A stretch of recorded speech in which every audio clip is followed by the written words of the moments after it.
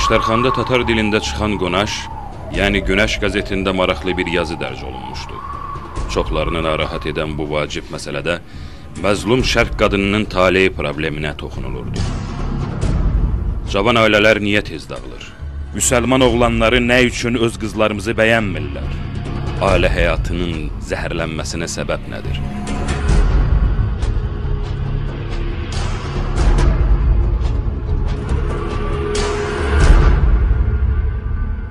Məqalənin müəllifi Axund Pişnamazzadə bu suallara çox aydın cavab verir. Hamının acı-acı sezdiyi, fəqət heç kəsin dilinə gətirməyə cürət eləmədiyi sosial bəlanı qamçılayır, onun köklərini açıb göstərirdi. Müasir gənclərimiz get-gedə Avropa ruhunda inkişaf edir və tərbiyə olunurlar. Onların qadına münasibəti dəyişir. Digər tərəfdən isə biz müsəlman qızlarının tərbiyəsinə əsla fikir vermirik. Beləliklə xarakterdə, tərbiyədə və inkişafda iki əks qütb yaranır. Ailə ixtilafları da, ziyalılarımızın savadsız müsəlman qızları ilə evlənmək istəməməsi də elə buradan irəli gəlir.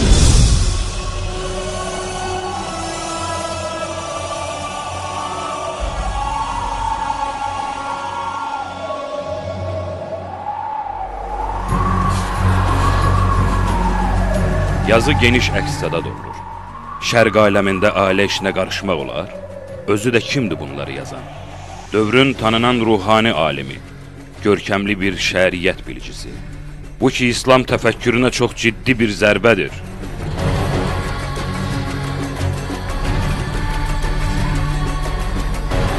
Qara güruh o dəqiqə baş qaldırır. Güya müəllif şəriət qanunlarını pozur, milli hissləri tapdalayır. Güya xalqı çaşdırır, oğlanlara böhtan atır, qızları, qadınları pis yola dəvət edir. Bir tərəfdən də bəlli olur ki, Axundun iki qızı Tiflis qadın gimnaziyasında oxuyur, özü də rus dilində. Bu ki, lapağı oldu. Hücumlar getdikcə kəskinləşir, bütün bunlara görə o diqqətləri özünə cəlb edir. Axund Pişnamazzadənin dərin müşahidəsi, ağıllı mühakiməsi, Doktor Nərimanın çox xoşuna gəlir. Elə buna görə də müsəlman qadınının təhsili barədə geniş bir məqalə yazaraq, millətin dərdi sərini cəsarətlə açıb göstərən Axund Pişnamazzadəni qətiyyətlə müdafiə edir. Kəmsavad, qaragüruh mollalara kəskin cavab verir. Bütün bunlardan narahat olan yüksək dövlət orqanlarının nümayəndələrini isə bir sual maraqlandırırdı.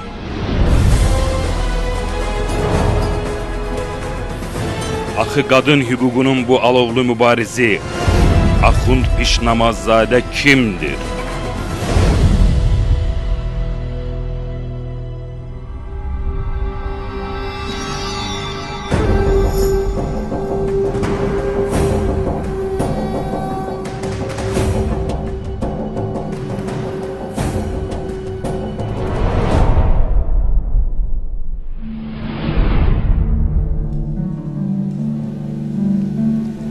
O öz zəmanəsində Azərbaycanın sözün əsl mənasında mənəvi çıraqlarından biri hesab edilirdi. Bəli, o qadın hüququnun müdafiəçisi idi.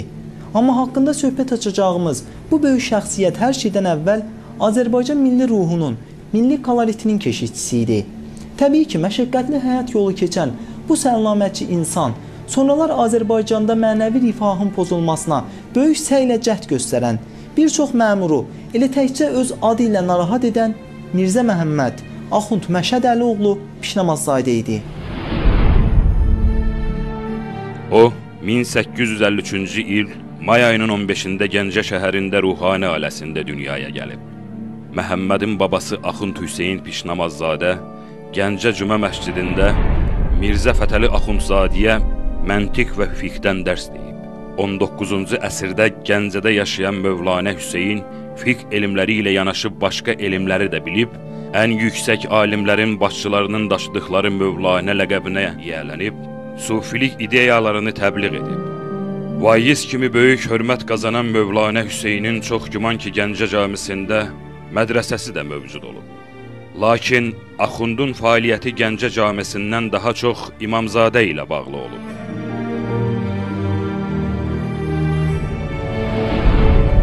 O Molla Hüseyin təkcə elə belə kabinetdə oturub kitab yazan adam olmur. Onun bu məscidin ətrafı mədrəsə olub. Yəni hətta orada güşə göstərirlər ki, Mirzə Şəfi, Mirzə Fətəli Axundzadəyə harda dərs deyib. Və o Axund Hacı Ələsgər ki, görüb bu qardaşı qızının oğlu, Nanə xanımın oğlu, Mirzə Fətəli yeni dərs keçmək istəyir, yəni elm öyrənmək istəyir və s. Bu istəyirdi o da molla olsun və özü ziyarətə getmək istəyir, həccə gedir. Belə düşünür ki, kimə etibar eləsin bu özünün mənəvi övladını, qardaşı qızının oğlunu. Çünki atası Xaminədən idi, Güney Azərbaycanın Xaminə kəndindən idi. Kəndxuda olub və s. olub, çoxlu onun taliyi ayrı. Lakin bu Mirzə Fətəlini istəyirdi ki, molla olsun. Bu da gəlib Molla Hüseynin yanına, daha çox mənə nə qəribə, maraqlı gəlir ki, Şəkidən Axund Hacı Ələsgər heç kəsə etibar eləmir. Oğlunu Gəncəyə gətirib Molla Hüseynə tapşırmaq istəyir ki, onun təlim, tərbiyəsi ilə, təhsili ilə o məşğul olsun. Məhəmmədin atası Axund Mirzə Əli də dövrünün tanınan din xadimi olub. O Gəncədə Şah Abbas məscidinin axundu və məsciddə fəaliyyət göstərən mədrəsənin fiqh və məntiq müəllimi olub. Bu nəsildən olan Axund Fərəcullah Axund ağası, Axund Əbdülcabbar, Axund Şeyx Kərim Pişnamazzadələr demək olar ki, bütün Qafqazda tanınan din xadimləri kimi böyük hörmət sahibi idilər. Məhəmməd özü də elə ilk gündən ata-baba yolu ilə gedir. İlk təhsilini əvvəl atasından və yerli mədrəsədən alan Məhəmməd, sonralar təhsilini artırmaq məqsədi ilə Təbrizin dini təhsil məktəbində ali ruhani təhsili alıb vətənə qayıdır. Mollalıq etməklə bərabər yerli mədrəsədə dərs deyir. 1892-ci ildə o, Gəncə Cümə məscidinin axundu seçilir. Bir ildən sonra Tiflis Vilayət Məclisinin üzvü, 1895-ci ildə isə Gəncə Vilayət Ruhani Məclisinin sədri təyin edilir. Axund Məhəmmədə pişnamaz deyilməsi də əbəs yerə olmayıb. Əgər o dövrlərdə tanınan din xadimləri mahallar üzrə qazı, yaxud axund vəzifəsinə təyin edilirdilərsə, pişnamaz ləqəbi ancaq görkəmli şəriət bilgilərinə verilirdi.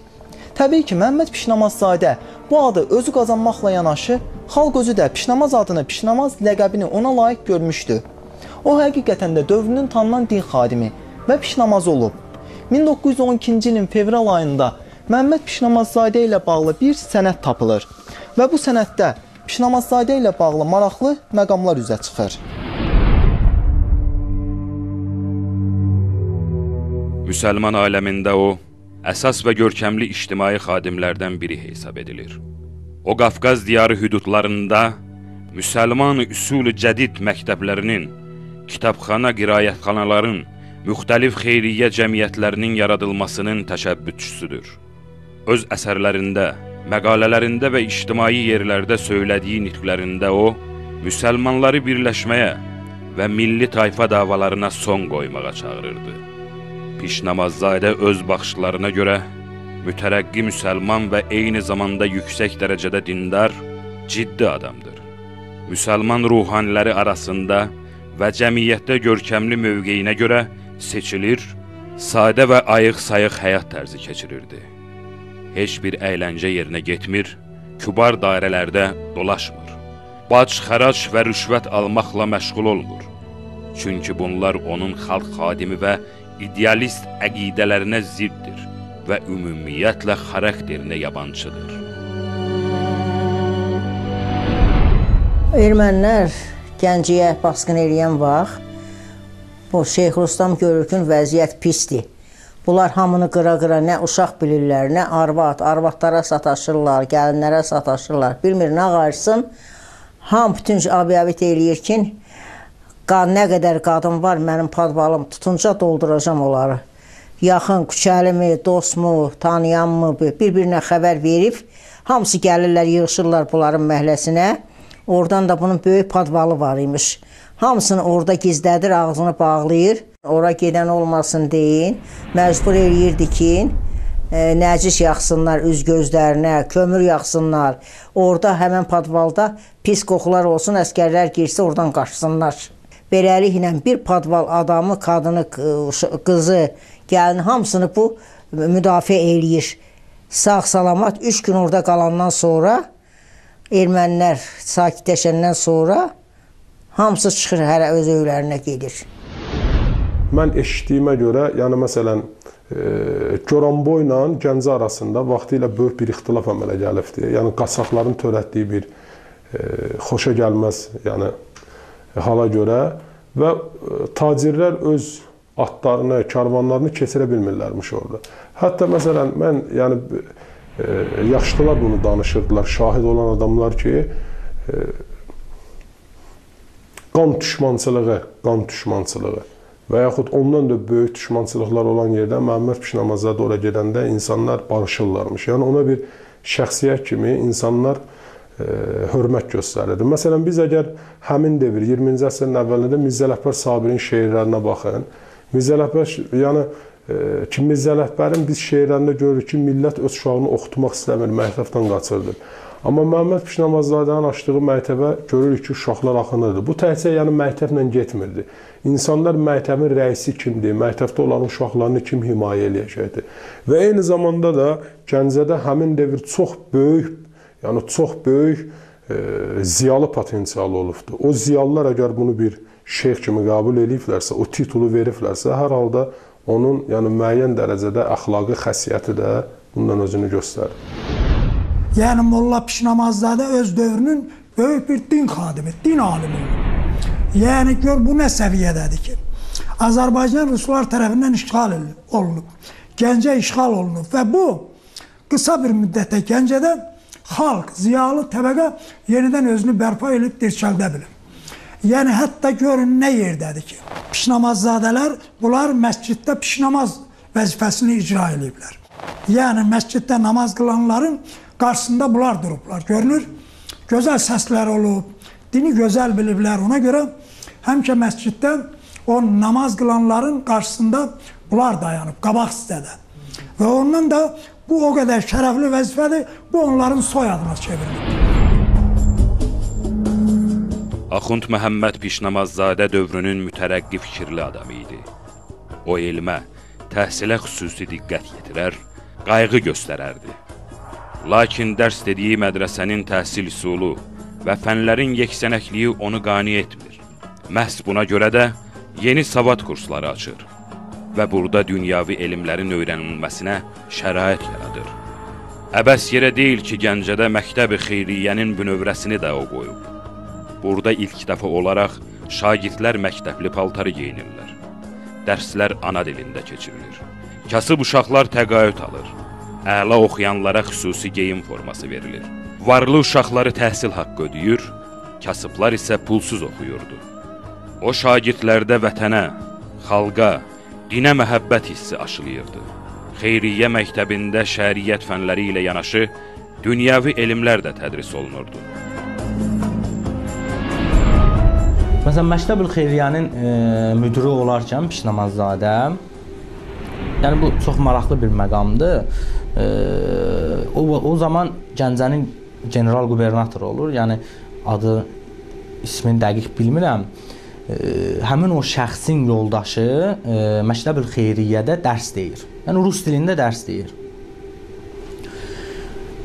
Deməli, həmin o şəxsin həyat yoldaşı, yəni qubernatorun həyat yoldaşı dərsə 5 dəqiqə gecikdiyi üçün Pişnamazadə onu işdən qovur. Yəni qubernatorun həyat yoldaşını işdən qovur məktəbdən. Qubernator ona gəlir yanına, ona bildirir öz belə deyim də, yəni fikrini ki, bəs bəlkə geri qaytarasan yoldaşımı, bəlkə belə filan fismikan. Yəni konkret olaraq Pişnamazadə onu geri qaytarmır yoldaşını. Hətta məsələn qubernator Ələkbər bəy Rəfibəylini, İsmail xan Ziyadxanlı, yəni o dövrdə nüfuzlu olan məsələn Həsən bəy Ağayevi minnətçi salmaq istəyir, heç biri razı olmur ki, biz Pişnamazadəyə bu barədə heç bir şey deyə bilmərik. Bu qanunla işləyən adamdır. Siz qanun tələb eləmirsiniz, Biz də qanun tələb eləyirik. Dərsə 5 dəqiqə gecikib və öz cəzasını alıb, işdən uzaqlaşdırılıb. O bir daha geriyə qaytarıla bilməz. Məmməd Əmin Rasulzadə ilə yazışmalarında Hüseyn Baykara, Məmməd Əmin, yəni Hüseyn Baykarıya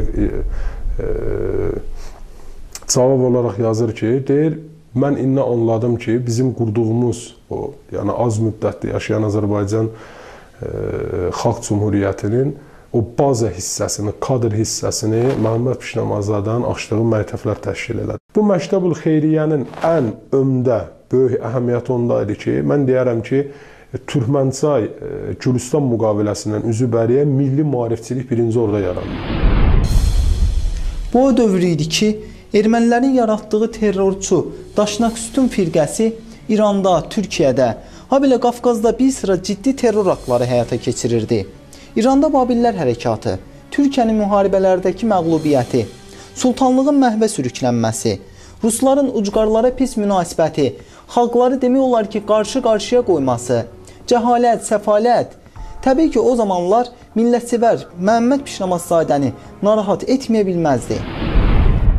Məhz bu eybəcərliklərin səbəbini və törədənləri lənətlədiyinə görə ən əsası açıq danışdığı üçün 1900-cü ildə şəhər qazısı Molla Məhəmməd Pişnamazadənin yaratdığı Məktəb-i Xeyriyyənin fəaliyyətini dayandırmağa məcbur olur.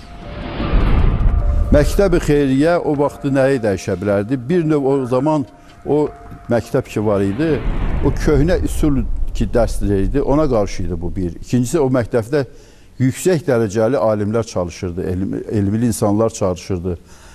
Bizim müqtədir şairimiz Hüseyn Cavid o məktəbdə müəllim idi.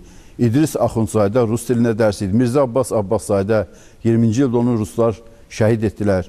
Həmən məktəbin müəllimi idi. Abdullah Tofiq Sur ilk Azərbaycanda Füzulinin münəqqidi olub. Yəni onun dəyərlərimizə onun əsərlərini təhlil edən olubdu. Abdullah Tofiq Sur o məktəbdə işləyib.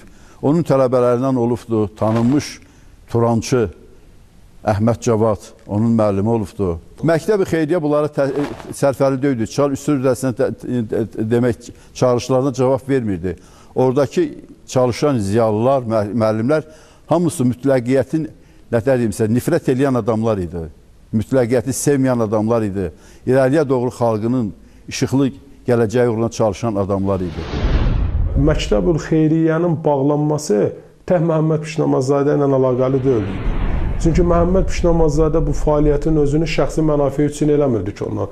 Burada söhbət ondan gelirdi ki, Çar Usul İmperiyası yaxşı sezirdi ki, kimlər yetişir o məktəbdə hansı tərzdə dərslər keçirilir və şübhəsiz o imperiya idi və onu o addımı atırdı. Necə ki, sonraki devirlərdə atdı. Harada milli məktəbimiz var, harada ki, milli iyi var, harada qoxu var, oranı bağlamaq, dağıtmaq, məhv eləmək. Amma şübhəsiz ki, həmən devir Pişnamazadə və onun yaxın silahdaşları həbs olunur. Sonraki illərdə daha 10 yeni məktəb açan Pişnamazadənin həbsi 1900-cü ilin dekabr ayında yaşadığı evdə axtarış aparıldıqdan sonra reallaşır. Axtarış zamanı Axundun evindən Məktəbül Xeyriyyəyə dair kitablar, sənədlər müsadirə olunur. Həmin dövrdə Pişnamazadə ilə bərabər 37 nəfər Azərbaycanlı ziyalı da qiyama hazırlaşırdı. Onlar da bəhanə edilərək həbs olunurlar. Axund Məhəmməd və üləmalardan 3 nəfər Türkistana sürgünə göndərilir. İmperiya Usul İdarəsi istərsə sonra, qırmızılar hakimiyyətə gəldikdən sonra əsaslı şeyləri tuta bilməyiblər. Çünki biz bilirik, əsərlərdən, mənbələrdən də məlumdur ki, o adamlar ağıllı adamlar olublar. Onlar lazım olan sənədləri üzdə saxlayası deyildirlər, kimsə tapsın. Məsələn, çox maraqlı bir hadisə, evdə bir kəniz olur, nökər olur. Məhəmməd Pişnamazadənin evində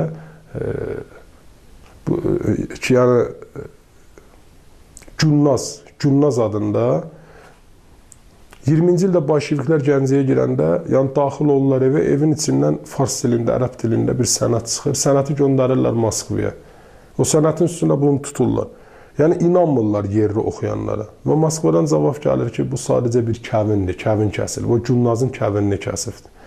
Yəni orada cüzi məsələlər. Hamının kitabxanasında, istənilən, yəni kitabxanada bir kitab tapmaq olub, əsaslandırmaq olar ki, sən yəni dövlətin əleyhinəsin.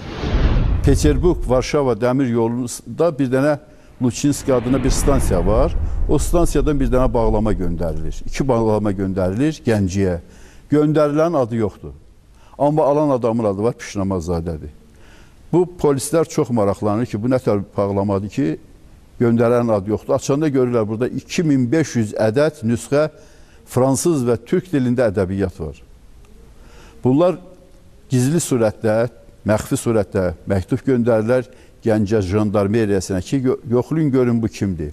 Yoxlayırlar, görürlər ki, bu alacaq adam bunu, bu bağlamanı Pişnamazadədir. Özdə bunlar bu tək döyülü, bunun ətrafında durubdur Mirzə Məhəmməd Axundov durubdur, bunun yanında durubdur Həmid bəy, ondan sonra Ələsgər bəy, Xas Məmmədov qardaşları durub. Bunları bir qafıl gəlib, onların öylərini mühasirəyə alırlar, evlərini axtarırlar. Bunların evindən demək ədəbiyyatlar çıxır.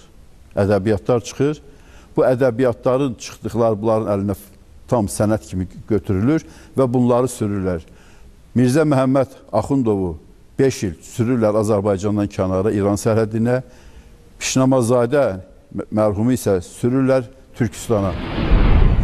Lakin çox keçmir ki, Axund Pişnamazadə və ətrafındakı 3 vətənpərvər ziyalı əhv edilir.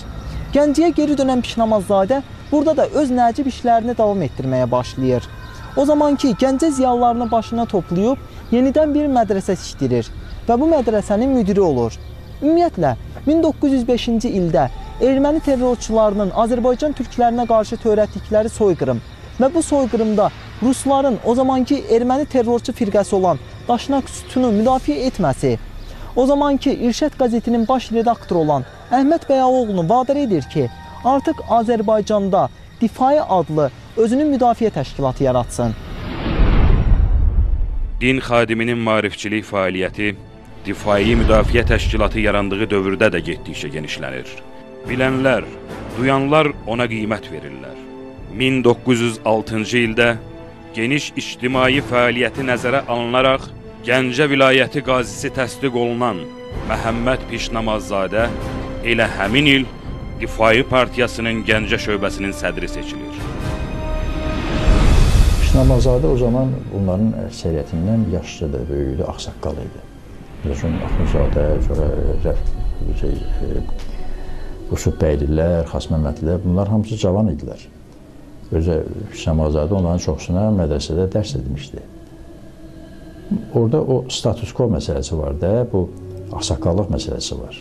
Onu nəzərə alaraq, onun nüfuzunu nəzərə alaraq ona həvalə eləmişdilər. Ancaq əsas işləri, praktik işləri bu cavanlar yerinə getirir.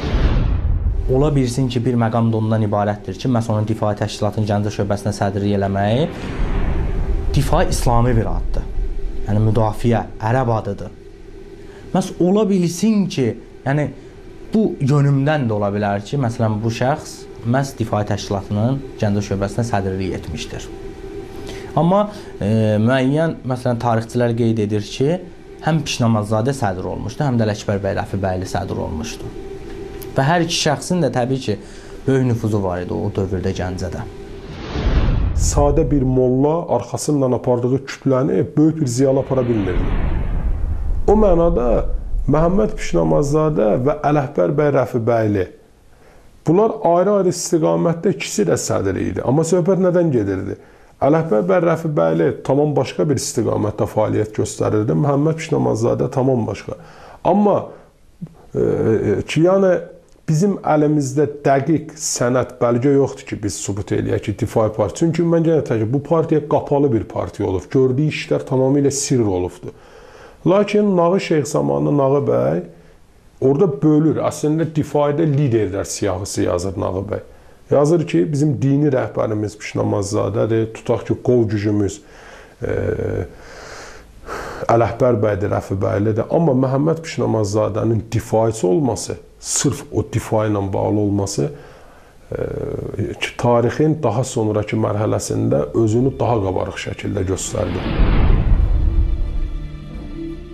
Məhz Sədir Məhəmməd Pişnamazzadənin rəhbərliyi altında Difainin Gəncə şöbəsinin üzvləri tərəfindən xalqa qarşı törədiləcək onlarla xoşagəlməz addımın qarşısı alınır. Difainin əsas dayaq məntəqəsi hesab edilən Gəncə, xalqın mənafeyi naminə inamla işlər aparır. Qoloşapovlar, Qraçinskilər, Banikovlar demək olar ki, Difai və Pişnamazzadə əzminin üzdən İraq qurbanlarına çevrilməyə məhkum edilirlər. 1905-6-cı illərdə Şuşada kütləvi şəkildə qırğınlar baş verir. Ermənilər tərəfindən Azərbaycanlılara qarşı kütləvi qırğın aktları həyata keçirilir və bu halda Azərbaycanda imkanlı şəxslər hamısı çalışırlar nəsə öz köməkliyini göstərirsinlər. Təsəvvür edin ki, bütün Gəncədə Molla Məhəmməd Pişnamazzadə xüsusi bir kampaniya keçirilir. Bu kampaniyada xalqdan iyanələr toplanır. Kim nəyi bacarırsa bəxşişlər edilir. Ən böyük bəxşişi də Molla Məhəmməd Pişnamazzadənin özü edir və özü şəxsən bunları toplayaraq Qarabağ əhlinə göndərir ki, onlar ermənilərdən həm müdafiə olsunlar, həm evlərini bərpa etsinlər. Bununla da dayanmır. O dövrdə bütün Qafqazda ən maraqlı çıxan və ən oxunan qəzet Qafqaz qəzeti idi. Orada hər gün ardıcıl olaraq müraciətlərlə çıxış edir və bütün Çar Rusiyasının müsəlman əhalisinə Qarabağlılara kömək etməyə çalışırdı. Yəni Molla Məhəmməd Pişnamazzadə o dövrdə təkcə dini işlərlə yox, eyni zamanda Azərbaycan xalqının harda nə problemi olurdusa onunla maraqlanan bir şəxsiyyət idi. 1918-ci ildə Azərbaycan Xalq Cümhuriyyəti qurulanda burada bəzi məsələlər var ki, biz yəni onu deməliyik, çatdırmalıyıq. Difaiçilərlə müsavatçıların arasında müəyyən ziddiyyət var idi. Məhəmməd Pişnamazzadə özünün difaiçi olmağını göstərdi və Azərbaycan Xalq Cümhuriyyəti yarandığı ilk günlərdə istefa verdi Şeyxülislamlıqdan, özü istefa verir. Onunla bərabər Gəncədən bəzi adamlar gedirlər. Burada söhbət nədən gedirdi? Yəni, Türk Qafqaz, yəni Qafqaz İslam ordusu Nuru Paşanın yəni başçılığı altında Bakıya ki çatdı, erməniləri təmizlədi, millətimizi təcavüzdən qurtardı, Allah onların hamısına rəhmət eləsin. Sonra birdən-birə dərhal Rəsulzadənin və müsavatçıların o iddia ki, irəli sürürlər ki, Türk ordusu çıxmalıdır Azərbaycandan və Thomsonu dəstəkləyirlər. Burada ziddiyyət əmələ gəldi. Bu ziddiyyətdə Məhəmməd Pişnamazzadə Difainin tərəfini saxladı. Bu bir. Eyni zamanda yəni Bakıda olanların da ona qarşı münasibətləri xoş deyil idi. Yəni onun sırf Azərbaycançılıq, yəni indiki, yəni müasir ideologiya baxımından deyildikdə Azərbaycançılıq ideologiyasına bağlılığında. Bəli, Məhəmməd Pişnamazzadənin də qarşısında duran əsas vəzifələrdən, əsas amallardan biri bu idi. Millətçilik, düşmənin həmlə və hilələrini yerindəcə aşkar etmək və buna qarşı özünü müdafiə, yəni difa etmək. 1906-cı ildə maarifçilik sahəsində göstərdiyi fədakar xidmətlərinə görə Pişnamazzadə yenidən Gəncə vilayəti qazisi seçilir və öz əvvəlki mütərəqqi fikirlərini davam etdirməyə başlayır. Və təbii ki, bu zamanda Məhəmməd Pişnamazzadənin bu fəaliyyəti Çar xəfiyyələrinin diqqətindən yayınmır.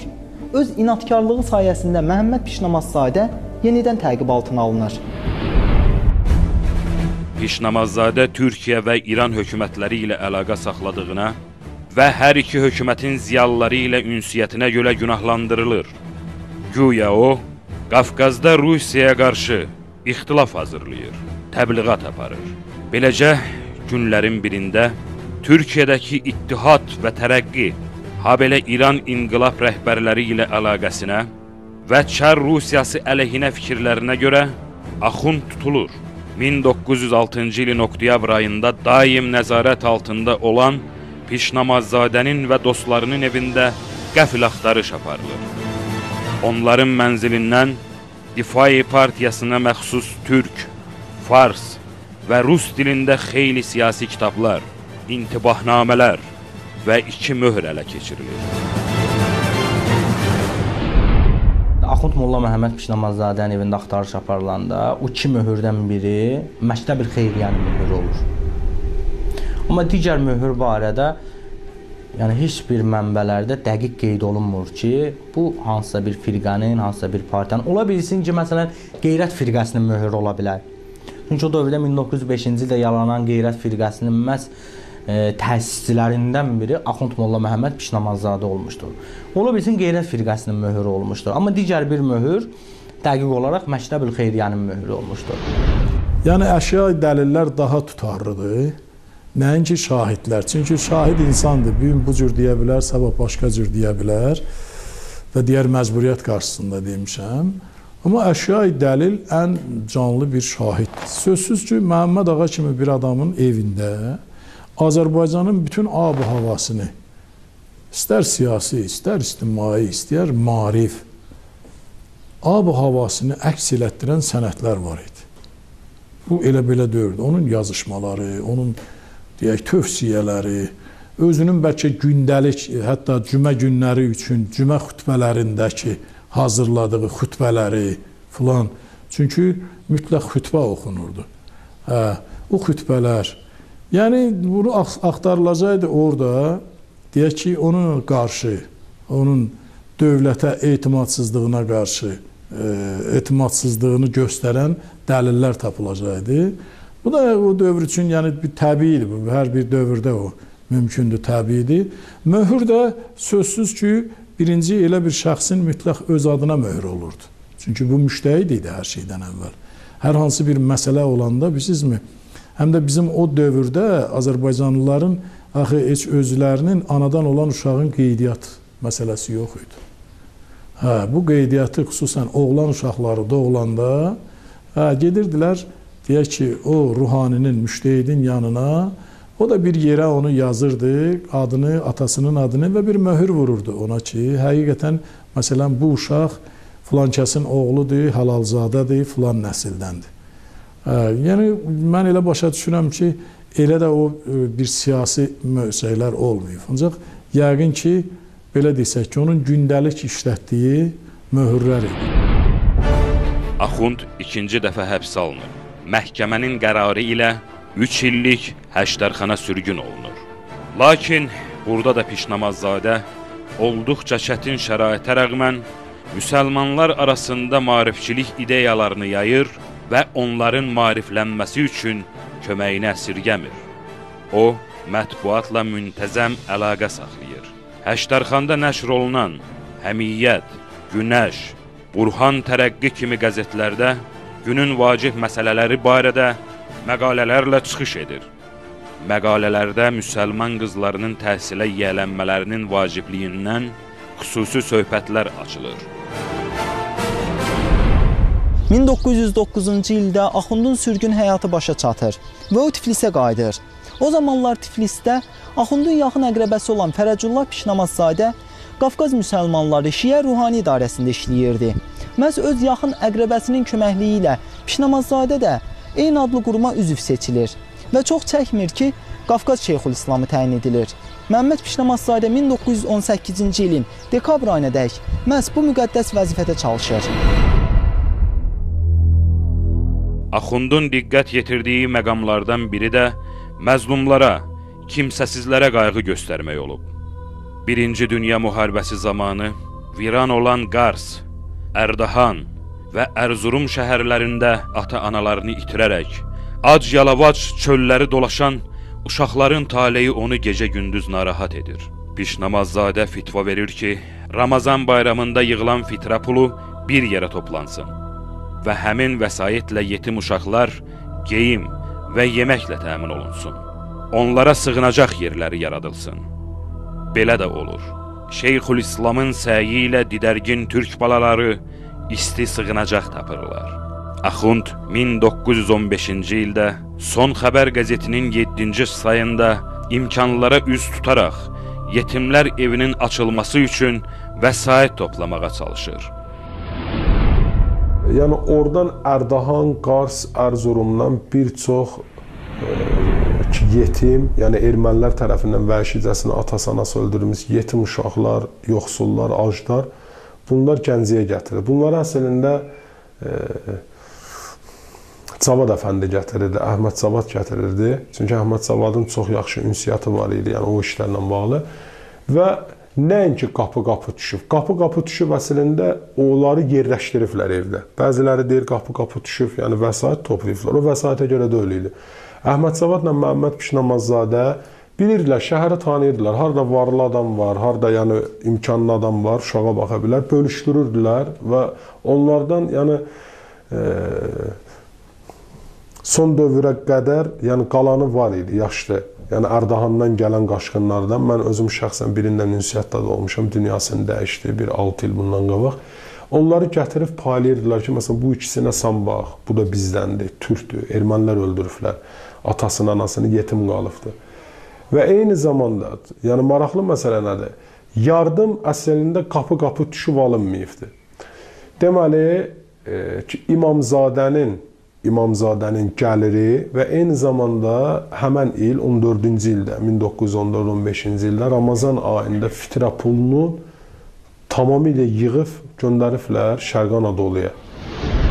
Sözsüz bunları kim yerləşdirməlidir? O dövrün müsəlman əhalisinin qabaqda gedənləri, ağsaqqalları, böyükləri.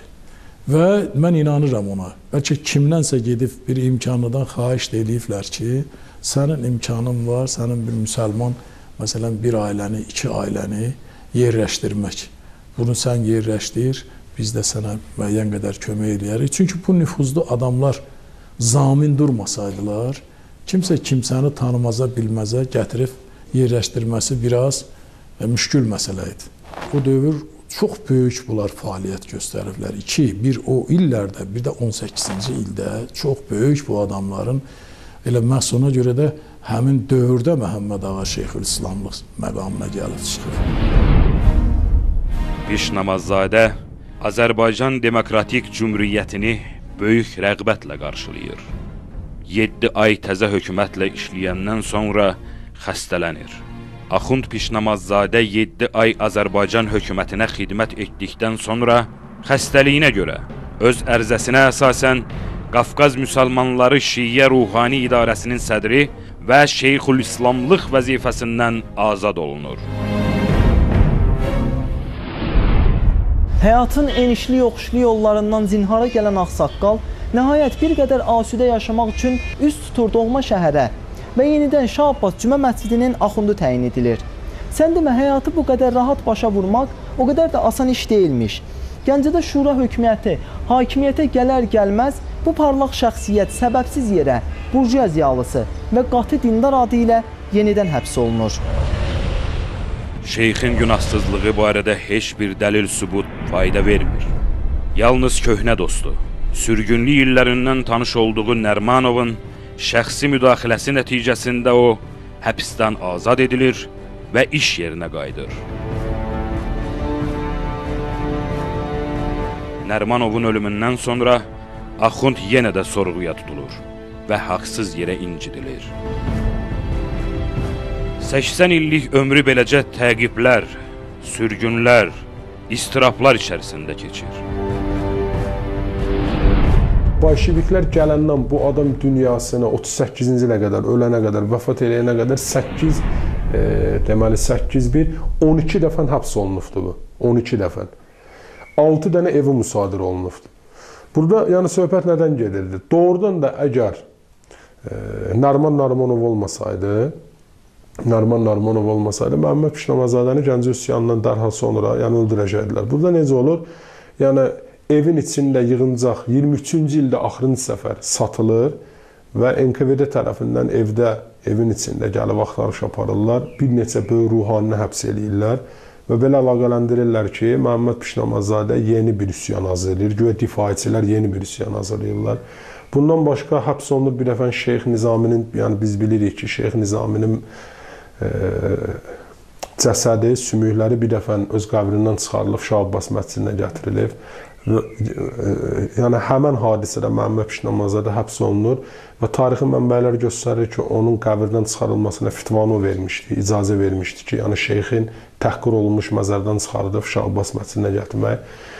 Və ümumiyyətcə bu adam dünyasını tam dəyişənə qədər öz əqidəsini dəyişmədi. Belə bir fikir var, deyir, hər bir yaradıcı adamın, hər bir üzdə ziyalının, belə götürək, yaradıcı adamın həyatı onun qulluq elədiyi ideyanın həyatı qədərdir. Lenin haqqında şeir yazanları bir indiki nəsil tanımır. Lenin öldü, onlar da öldü, getdi. Bunlar elə bir ideyaya qulluq eləyiblər ki, o ideya həmişə yaşadığına görə bunlar da həmişə yaşayacaqlar. Dedilər işsiz qalan türbəndə vəhşi güllər açmış, görməyə gəldim.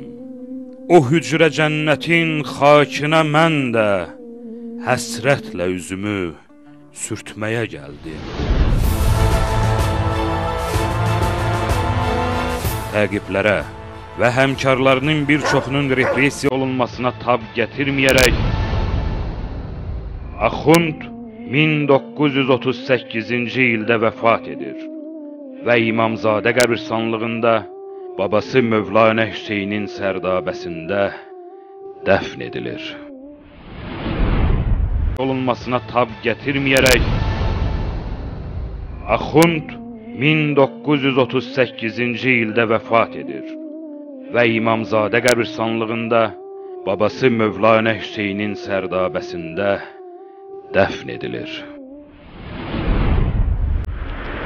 Məhəmməd Pişnamazzadə bu evdə yaşadı, ömür sürdü. Bu parlaq şəxsiyyət özündən sonra Azərbaycan elminə Şölə, Raziyə, Əli və Həsən adlı 4 övlad qoyub getdi. Lakin Sovet hakimiyyəti dönəmində ziyalımızın övladlarının da başına min bir oyun açılır. Fəqət əzab-əziyyət heç kəsi əyə bilmir. Oğlu Mirzəli bəy professor, qızı Raziyə xanım isə adlı sanlı müəllimə olur. Nəvə və nəticələri də demək olar ki, bugün babalarının yolunu davam etdirirlər. Əbəs yerə demirlər ki, su gələn arxa bir də gələr.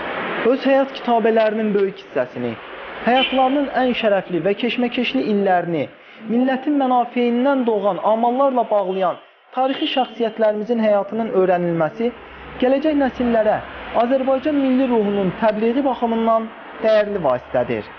Odur ki, biz də milli ruhumuzun öyrənilməsi naminə gələcəkdə də tarixi şəxsiyyətlərimizin həyat yoluna səfər edəcəyik.